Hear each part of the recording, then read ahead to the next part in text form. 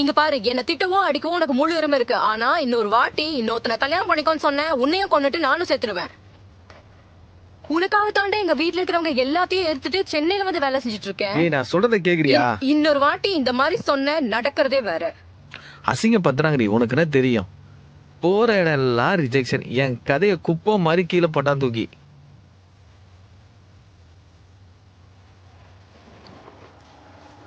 அசிங்கப்படுத்ததாண்டா செய்வாங்க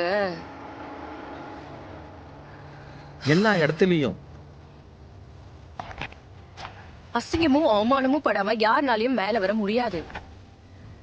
இங்க பல பேர் வந்து பெருசா வந்திருக்காங்கன்னா ஒரு இடத்துல உண்ட மாதிரி அவங்களும் அவமானமும் அசிங்கமும் பட்டவங்க தான். ஏன் நம்ம சூப்பர் ஸ்டாரையே அவமானப்படுத்தி ஒரு இடத்துல வண்டியெல்லாம் நடக்க வச்ச கதை அவரே சொல்லியிருக்காருல. சில்லாருடா, உட்காரலாமா? அவன் என்ன டைரக்டர் ஆக முடியாதுன்னு சொல்றான். ஐயோ, அவன் யாரா உன்னை டைரக்டர் ஆக முடியான்னு சொல்றதுக்கு? உனக்கு மேல் நம்பிக்கை இருக்கா? உன்னால முடியும், எனக்கு நம்பிக்கை இருக்கு. நான் எவ்வளவு நாளாலும் நான் வெயிட் பண்றேன். அது எவ்வளோ மாசமானாலும் சரி, எவ்வளோ வருஷமானாலும் சரி, எவ்வளோ ஜென்மமானாலும் சரி. புரிஞ்சுதா?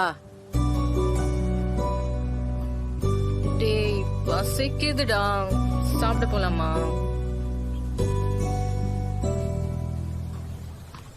இதோ அங்க கடை இருக்கு.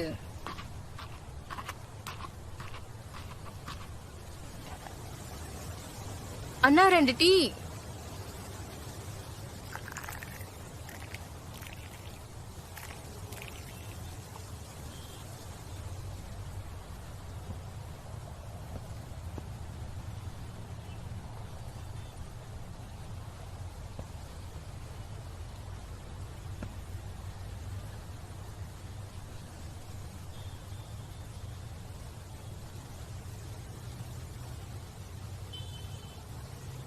இந்த உலகத்திலே ரொம்ப மதிப்பான ஒண்ணுன்னா அது உன் கோல் தான்.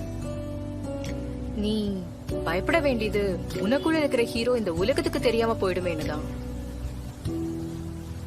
உன்னை யாருன்னு ப்ரூவ் பண்றதுக்கு இந்த வாழ்க்கை ஒரு அற்புதமான ஆப்பர்ச்சுனிட்டி. அதை யாருக்கும் விட்டு கொடுக்க கூடாது.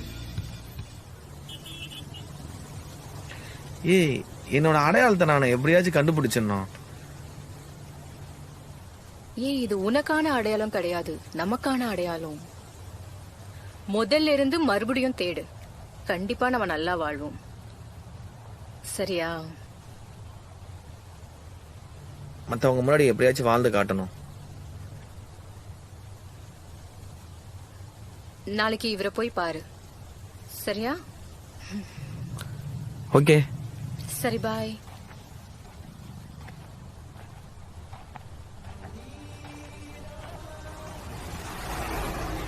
இன்னைக்கு நான் இந்த இடத்துல ஜெயிச்சு நிக்கிறேன்னா அதுக்கு முழு காரணமும் அவ தான். அவளை நான் தேடிட்டு இருக்கேன். மறுபடியும் அவன் என் லைஃப்ல வருவான்னு காத்துக்கிட்டு இருக்கேன்.